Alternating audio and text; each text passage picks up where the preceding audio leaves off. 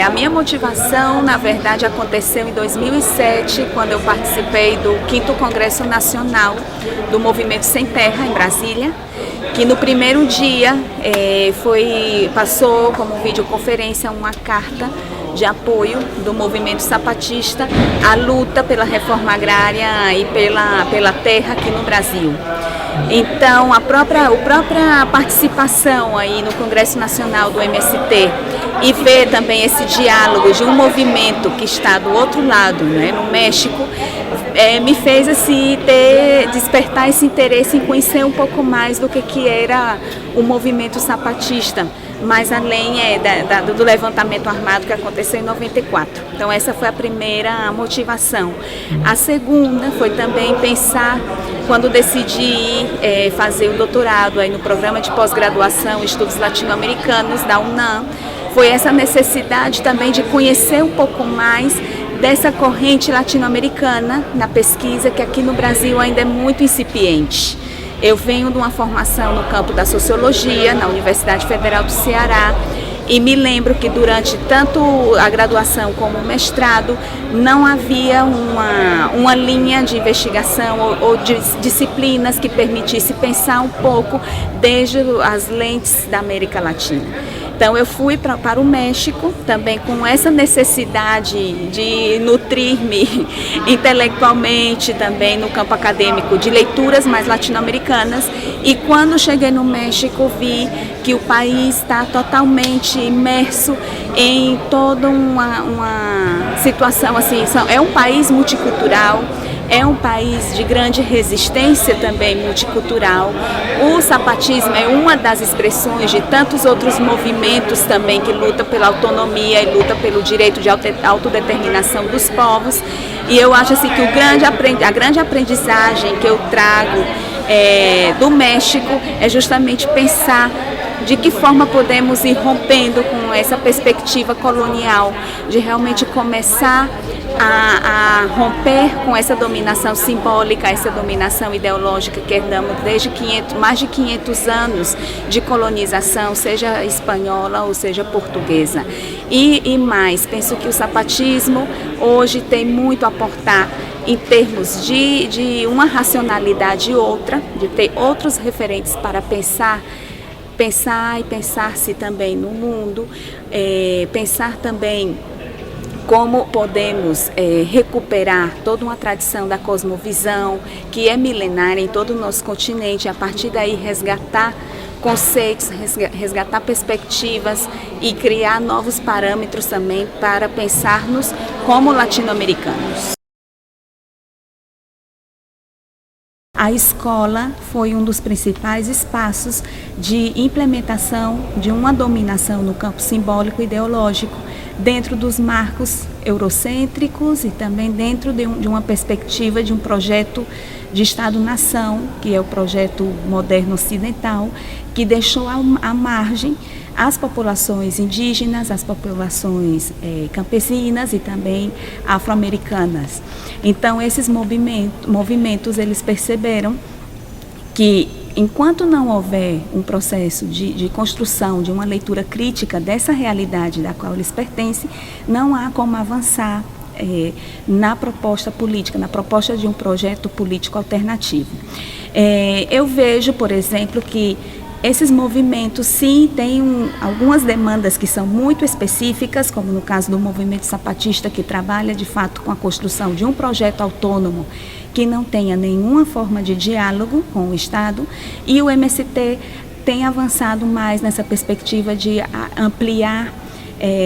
esse espaço público, promovendo um diálogo, sim, entre Estado e sociedade civil, no caso, entre o movimento social e o Estado, né? Entretanto, são movimentos que têm também muitas pontes de diálogo, muitas pontes de convergência também na demanda política deles. E aí eu retomo a questão da educação. São movimentos que têm aportado muito com a construção de novas categorias, novos referentes categóricos para pensar o papel político da educação dentro de uma luta,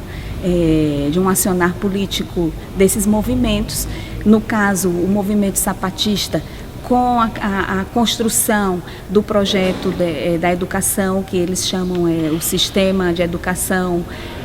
Rebelde Autônomo Zapatista, onde eles defendem que todo o processo educativo ele deve ser conduzido pela própria comunidade, ou seja, pelos próprios zapatistas, não? Os promotores de educação, por exemplo, que são os educadores nas comunidades, bases de apoio zapatista, são os próprios e as próprias indígenas. E eles dizem, né, que antes, quando dependiam da educação do Estado, a educação oficial ou a educação do mau governo, como eles usam, os professores que chegavam lá nas comunidades não tinham nenhum compromisso em termos assim, de valorização e respeito dos saberes e dos conhecimentos próprios das comunidades maias. Então, ou iam 1 a 2 vezes na semana, chegavam muitas vezes embriagados, proibiam as crianças e os jovens de usar sua própria roupa, de falar na sua língua, e todo esse processo que também é um processo que também passa pela própria política educativa do México, que por muitos anos ignorava totalmente a perspectiva das línguas indígenas em todo o país. Né? Então, eles começaram a perceber que havia essa negação total, que havia também uma negação da cosmovisão, da língua, da tradição, da importância das pessoas mais idosas na comunidade, toda essa sociabilidade nosótrica, como eu falei na minha fala aqui no evento, que era totalmente ignorado pela escola. Então, eles viram que havia que criar um sistema de educação autônoma e havia que ir formando eles mesmos seus próprios promotores e promotoras de educação. E hoje, né, que o movimento já vai cumprir 30 anos de existência,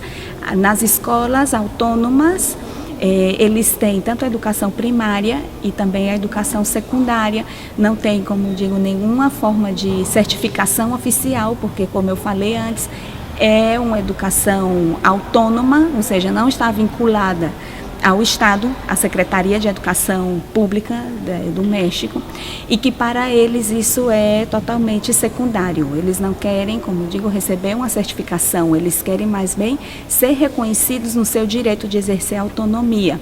Né? Então, isso para dar um exemplo. E no caso do MST também há avançado muito nessa discussão, principalmente da concepção de educação e a concepção de pedagogia, que é pensada desde o movimento Sem Terra, né? Uma educação, como eles chamam, do campo e no campo, que seja direcionada a um fortalecimento desse ethos identitário da mulher e do homem do campo aqui no Brasil,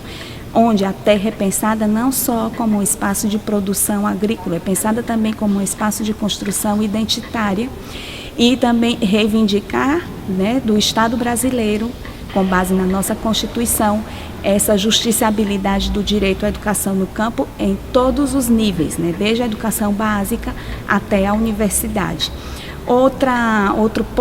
ponte de diálogo que eu vejo de ambos os movimentos é pensar também que esse processo de construção de um projeto educativo vai mais além da mera aquisição das letras, ou seja, da alfabetização e de construção de um processo de ensino-aprendizagem restrito ao espaço escolar. Ambos movimentos entendem o processo educativo como integrando também outras dimensões de formação do ser humano, entre elas as artes, a estética, essa parte também da memória histórica das lutas, de uma memória coletiva também que está relacionada com o conjunto de saberes e tradições que vem também de outros referentes culturais dos nossos países e também da América Latina, e a partir daí pensar essa formação integral do ser humano, né? Com um processo de transversalidade, de construção do conhecimento que passa por todas as áreas. Pensando especificamente no caso do evento aqui do Enecute, essa mesa em que nós participamos, né, o diálogo entre os saberes populares e os saberes acadêmicos, me parece totalmente pertinente pôr sobre a mesa essa reflexão, principalmente aqui no nosso país, que a gente ainda vem de uma tradição acadêmica muito eurocêntrica, onde ainda são incipientes os espaços de reflexão latino-americana e também de uma reflexão que valore o conjunto de saberes e de conhecimentos que são oriundos das comunidades. Então é necessário também trazer essa discussão e reivindicar também dentro da universidade esses espaços também de diálogo, convidando também para que venham dialogar com a gente também esses sujeitos, né? E no campo da produção também, da pesquisa, romper também com esse paradigma de uma metodologia de investigação que seja neutra. A gente sabe que qualquer conhecimento produzido é um conhecimento socialmente posicionado. Então, a gente tem que reivindicar também um conhecimento que seja socialmente posicionado dentro da nossa universidade, que os métodos de investigação também sejam colaborativos e que o conhecimento produzido ele seja também útil também para nós que estamos na universidade e também em diálogo também com outros espaços de saber.